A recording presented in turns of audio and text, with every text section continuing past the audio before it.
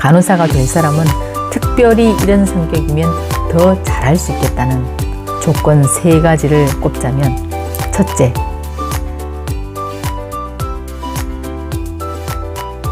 구독자 여러분 안녕하십니까? 언제나 더 나은 삶으로 가고 있는 여러분을 힘껏 응원하는 밀리모입니다.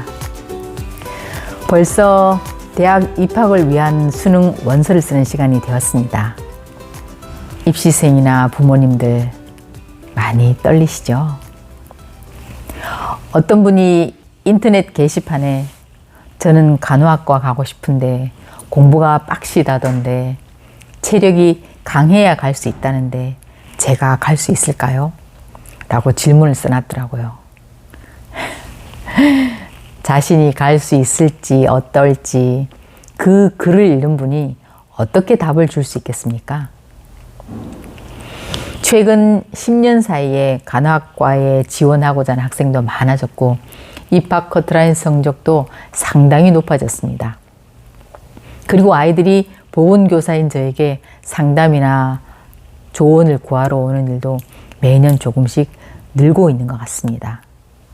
여러분도 알다시피 간호사는 우리나라에서는 물론이고 해외에서도 취업 유망 직종이기도 하고요. 4차 산업시대 세계적으로 유망 직종 순위에 들어가고 있습니다.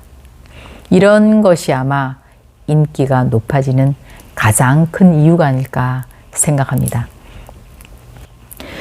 누군가 간호학과 진로를 두고 갈등하는 수험생이 있다면 좀 도움이 될까 해서 개인적 경험을 토대로 한 의견을 말씀드리고자 합니다.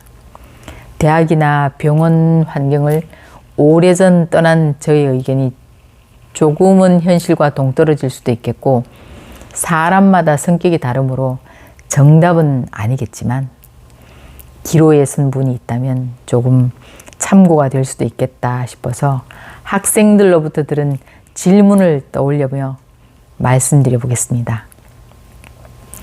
주로 아이들이 묻는 질문은 공부가 힘들다던데, 병원이 군기가 세다던데, 제 성격이 이래서 할 수 있을지, 뭐 이런 걱정이나 두려움의 말들입니다.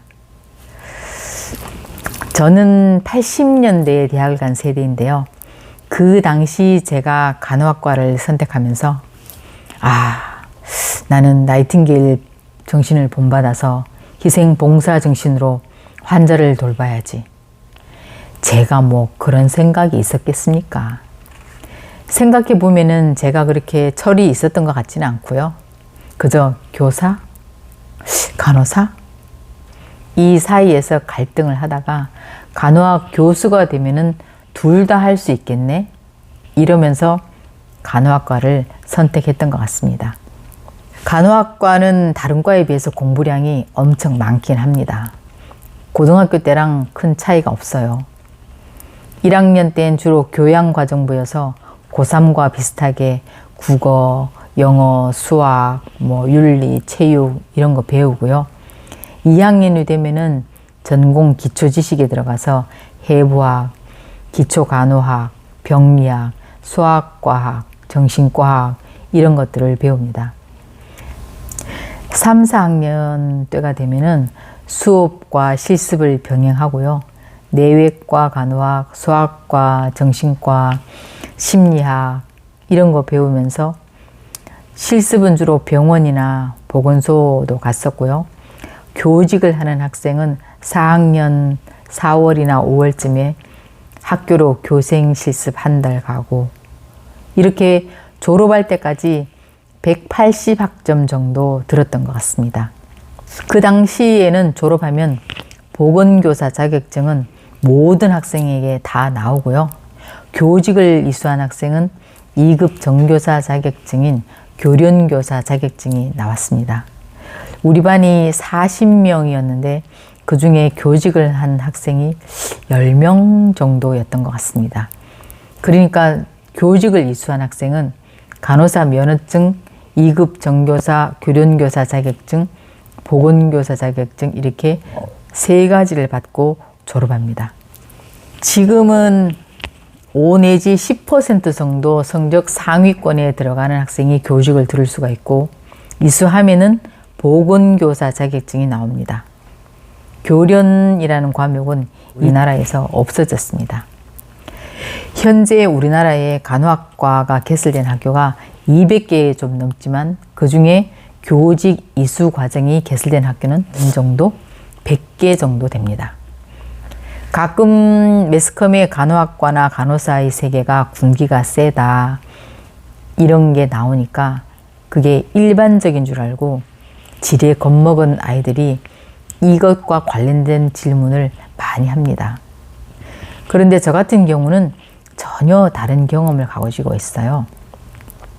저는 대학교 오리엔테이션 날 같은 번호 선후배들이 짝이 되어서 만일 제가 20번이면 2학년, 3학년, 4학년 다 20번이 서로 짝이 되어서 4학년 언니가 밥 사주고 3학년 언니가 커피 사고 2학년 언니가 간식을 사주면서 이런저런 학교 이야기도 들려주고 졸업을 할 때까지 우린 자연스럽게 그냥 서로 멘토, 멘티 관계가 형성돼서 선배들은 서로 사전에 자신이 가지고 있던 뭐 시험 문제지 같은 것도 주고 또 어느 교수님은 어떤 식으로 문제를 잘 낸다. 그분의 전공이 뭐라서 그런 문제에 꼭 나와.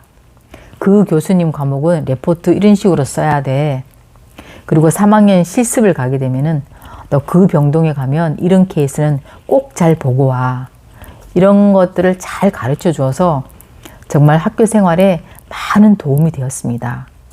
짜는 소리는 한 번도 들은 적이 없어요. 어떤 엄마는 우리 애는 겁이 많고 덜렁대는데 라고 걱정하면서 반대하는 경우도 있습니다. 저는 좀 겁이 많고 소심한 스타일이고요. 내성적이고 비사교적인 성격인데 저는 제가 했으니까 들어갈 수 있다면 누구나 할 수 있을 것 같습니다. 제가 간호학과 다녀보고 간호사도 해보고 간호학과 대학생들도 가르치고 상담도 해보고 또 현재 많은 보건교사들을 보면서 간호사가 될 사람은 특별히 이런 성격이면 더 잘할 수 있겠다는 조건 3가지를 말씀드리자면 첫째, 부지런하고 성실한 성격이어야 합니다. 본인 생각 말고 주위 친구들로부터 너 진짜 부지런하다 또는 학교 선생님들께서 너는 성실하니까 이런 소리 듣나요? 네, 주위로부터 그런 소리 듣는다면 그런 성격 맞습니다. 여러분도 알다시피 하는 일이 인간의 생명과 관계된 급박한 일이잖아요. 시간을 어긴다, 불성실하다 이런 건 너무 큰 결격사유입니다. 옆 동료는 물론이고 환자들에게도 큰 피해를 줄 수 있으니까요. 2번째는 공감 능력, 이타심. 제 생각에 이건 배워서 되는 건 좀 아닌 것 같아요.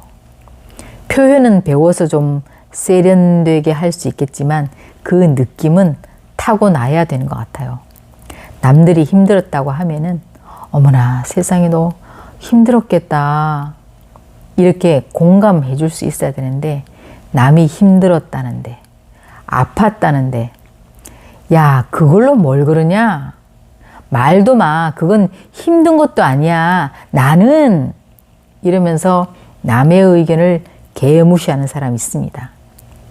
환자는 아프다는데 그 환자는 엄살이 너무 심해 라는 식으로 받아들인다면 친절한 간호사가 되기는 힘들 겁니다.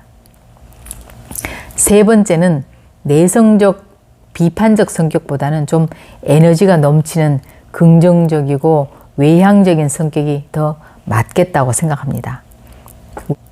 우리가 성격은 뭐 어떤 성격이 더 좋다라고 말하기는 어렵지만 연구원 같은 경우엔 조용하고 말 없는 타입도 괜찮잖아요. 그런데 언제나 우선시 되어야 하는 아픈 환자를 대하는 사람은 그들에게 먼저 말 걸어주고 같은 걸 10번 물어도 한결같이 친절하게 대답해 줄 수 있는 내공이 있어야 되고, 또 매번 바뀌는 환자나 보호자, 이런 낯선 사람을 대하는 게 힘들지 않아야 됩니다. 어떤 학생은 또 이렇게 묻습니다. 그런데 선생님, 제가 간호학과를 갔는데 제 적성에 안 맞으면 어떡하죠? No problem. 전과하면 되죠. 그렇죠. 다시 공부해야 하는 어려움은 있지만 안 될 건 없어요. 그런 거 두려워하지 마십시오. 간호학 공부한다고 인생이 꼭 간호사만 되어야 하는 건 아닙니다. 중간에 진로를 얼마든지 바꿔도 되고, 또 졸업 후에 진로를 병원 간호사가 아닌 교사, 보험회사 심사원, 의료직 공무원, 보건소 공무원으로도 얼마든지 갈 수 있고, 그 이외에 정말 전공과 전혀 다른 모델, 승무원, 사업, 출판사 사장, 이런 일을 하는 분도 많이 있습니다. 여러분, 경험도 없는 친구나 컴퓨터 게시판에다 대고 야, 내가 갈 수 있을까? 제가 갈 수 있을까요? 이렇게 묻지 말고 자신에게 물어보십시오.